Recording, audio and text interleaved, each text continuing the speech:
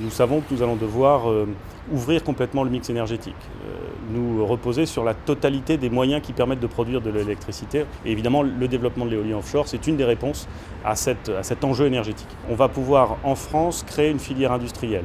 Ce développement des filières industrielles, il va s'effectuer en partie au Havre.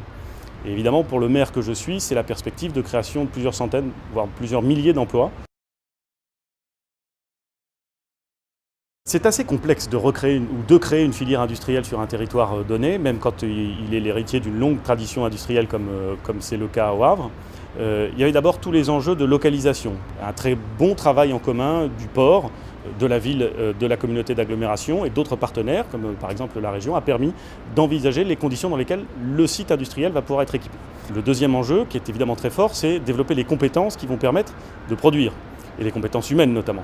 Ça veut dire un énorme exercice de formation. Dès lors qu'un des acteurs essentiels de ce marché, Areva, vient s'installer au Havre et a pris la décision d'installer son usine de production au Havre, le développement de l'éolien offshore en France est une bonne nouvelle. Moi, j'ai évidemment vu avec un œil très favorable la réouverture du champ du Tréport et de celui de Noirmoutier. Et j'espère que les consortiums qui, évidemment, ont fait le choix du Havre sauront tirer leur épingle du jeu. Du talent et de la confiance.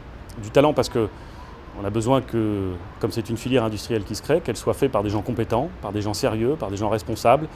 Et de ce point de vue-là, je suis confiant car Areva et GDF Suez n'en manquent pas. Et puis on a aussi besoin de confiance parce que l'implantation d'une filière industrielle, elle se fait dans le temps.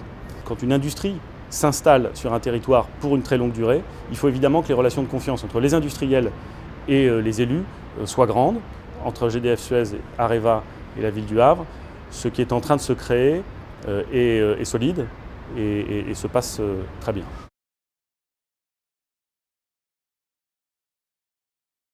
Le Havre a été choisi par un certain nombre d'industriels, et notamment par Areva, parce que nous étions prêts, parce que des entreprises locales s'étaient préparées.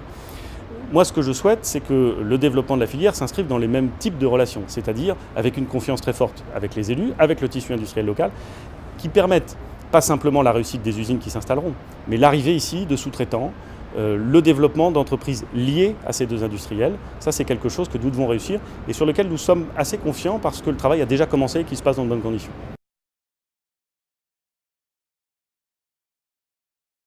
La vérité, c'est que c'est un territoire dans lequel il y a une histoire industrielle, une passion de faire les choses bien, une vraie expertise maritime et portuaire.